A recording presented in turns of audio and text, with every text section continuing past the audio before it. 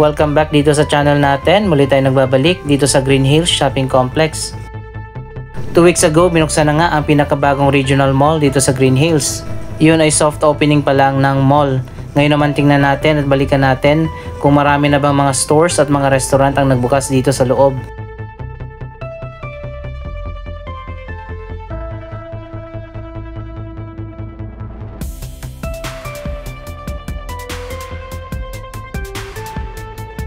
Nasa taas naman ng mall ang GH Tower, isang office building.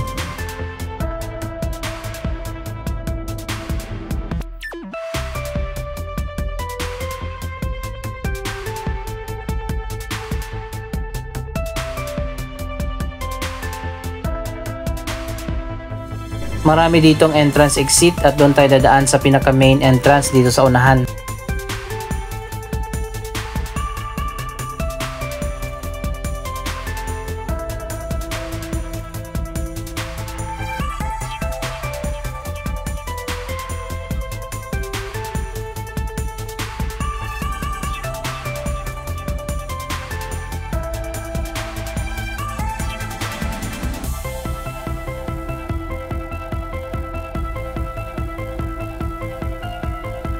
So ayun guys, makikita nyo naman kung gaano kalawak itong bagong Green Hills Mall. Nasa 700,000 ang gross floor area ng mall na ito at may 5 to 7 floors.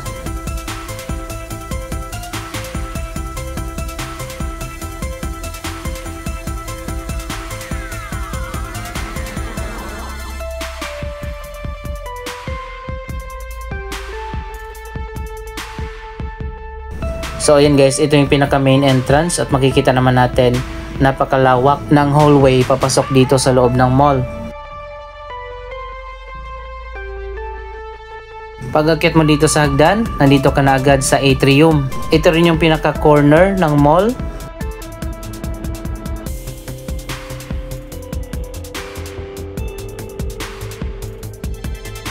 Kapag nandito ka na sa atrium, pag tumingin ka sa taas, makikita mo na agad ang napakagandang interior design na ginawa dito sa loob ng mall. Para ka na rin nasa Greenbelt.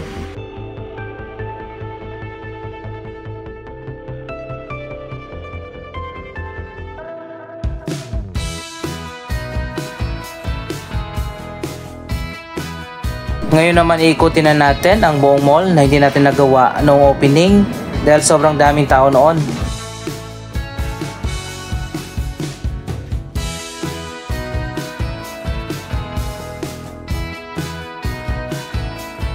Andito tayo ngayon sa ground floor. Mailan na rin mga store na nagbukas dito.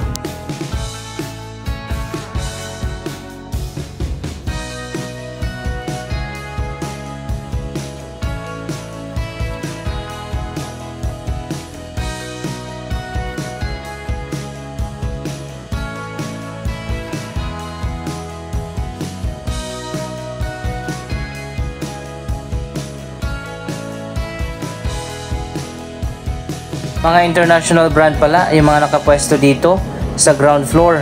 Yung iba nga ay magbubukas pa lang.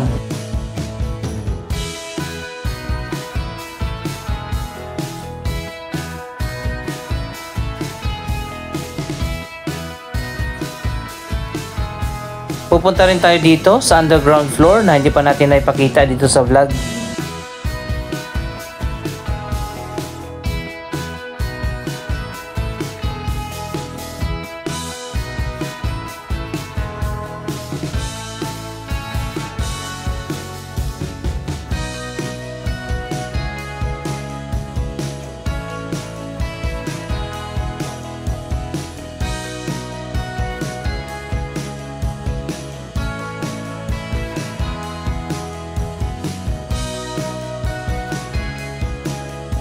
Ang gusto ko lang dito sa bagong Green Hills Mall, marami mga entrance exit mula sa magkabilang side at sa magkabilang dulo.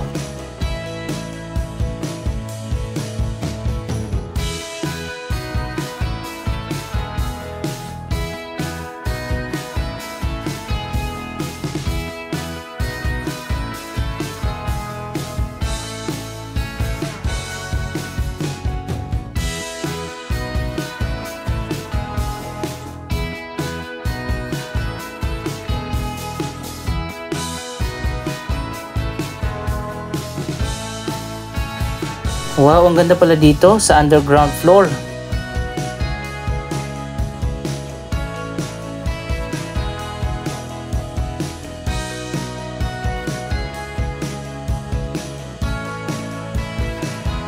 Dalawang floor pa lang ang napuntahan natin, pero makikita nyo naman kung gaano kalawak ang New Green Hills Mall. Lalo na siguro kapag nagbukas na ang lahat ng mga stores at restaurant dito.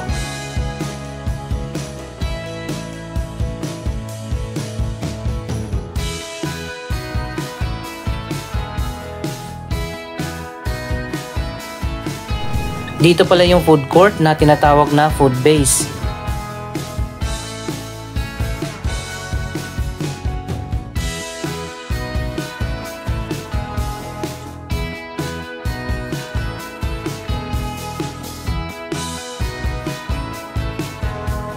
Oh wow, napakaganda rin pala ng food court dito.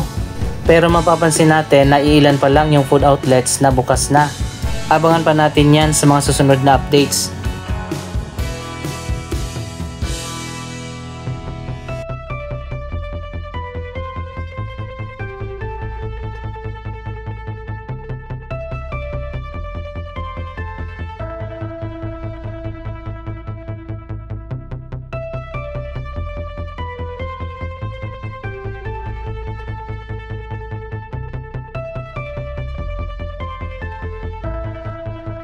Ang ganda ng interior design dito sa food court.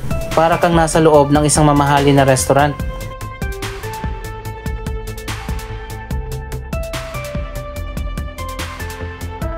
Dito pala sa atrium, meron tumutugtog ng piano.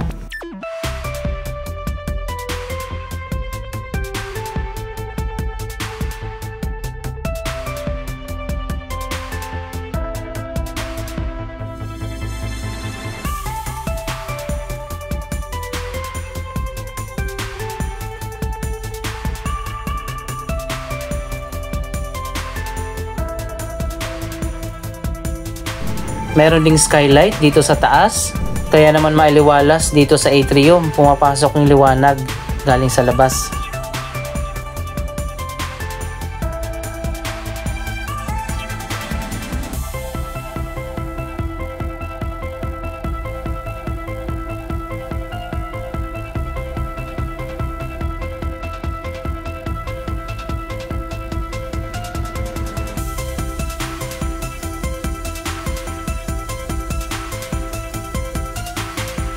Meron pang part ng mall na sarado pa yung papunta doon sa kabilang side. Nasa soft opening pa rin ito at ongoing pa ang finishing sa kabilang bahagi ng mall.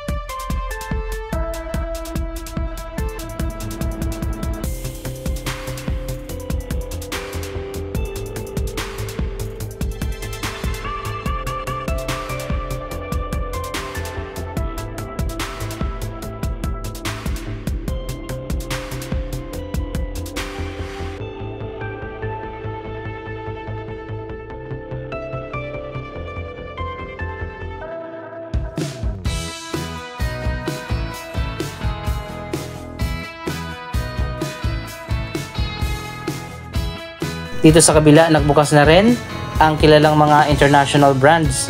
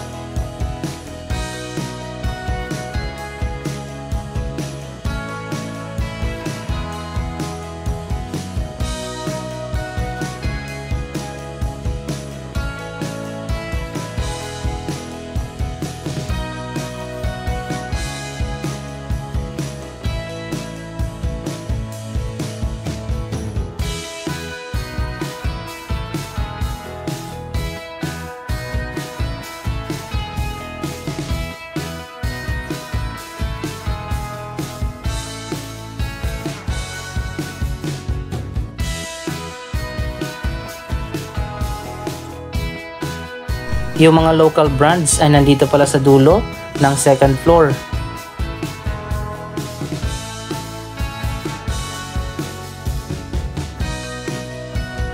Andito na tayo sa third floor. Malawak din yung branch ng Sports Central na nagbukas dito.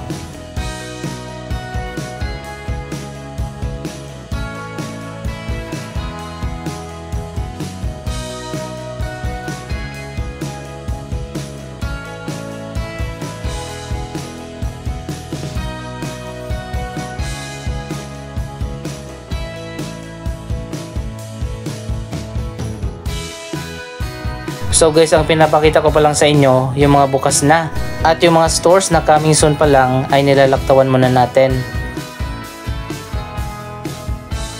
Ang ganda pa ng mga column dito sa loob ng mall, nilagyan pa ng gold design.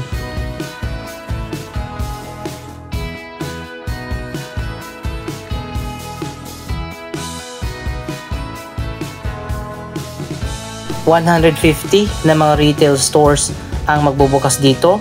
At 140 naman na mga restaurants at beverage outlets ang magbubukas.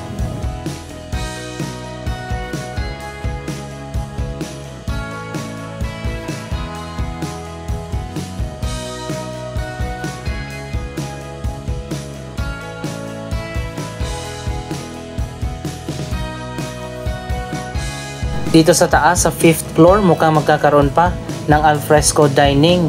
Parang merong sky garden dito. Abangan natin yan kapag binuksan na yung area dyan sa taas. Sana may sky garden para maraming pumunta dito sa upper floors ng mall.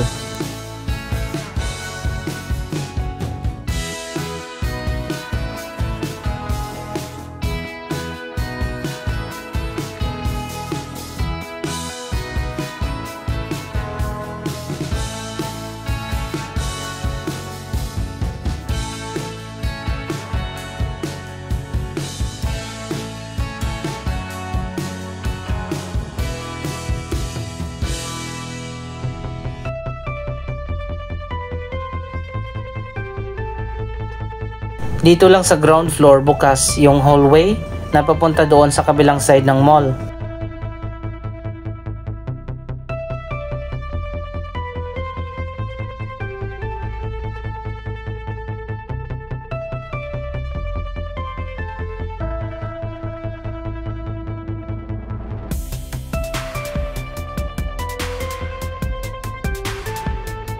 So ayun guys, ito yung kabilang side, nasarado pa rin.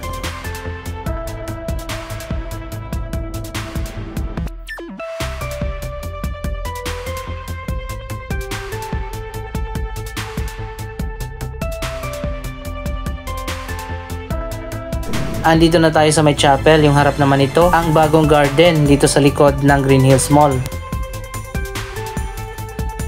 Sarado pa rin yung area na to na nakaharap sa V-Mall.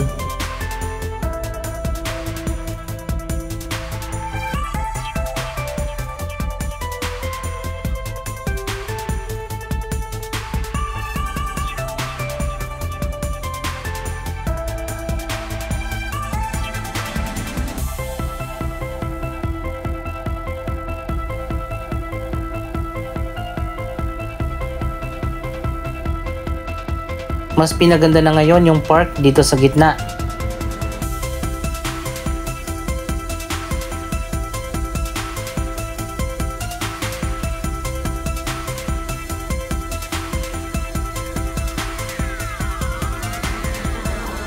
Magkakaroon din pala ng elevated walkway, connected na dito sa V-Mall.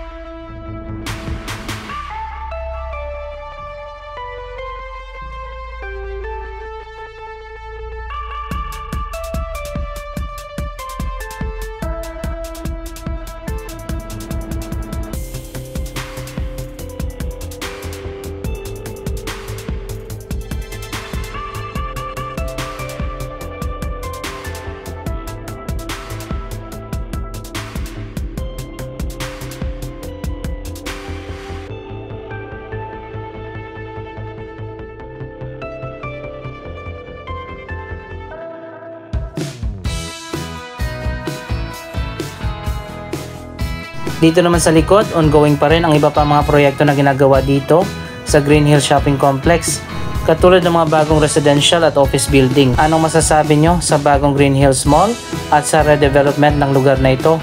Mag-comment lamang dyan sa baba ng inyong mga reaksyon. Maraming salamat sa inyong panonood. Don't forget to like, share, comment at subscribe. Thank you for watching!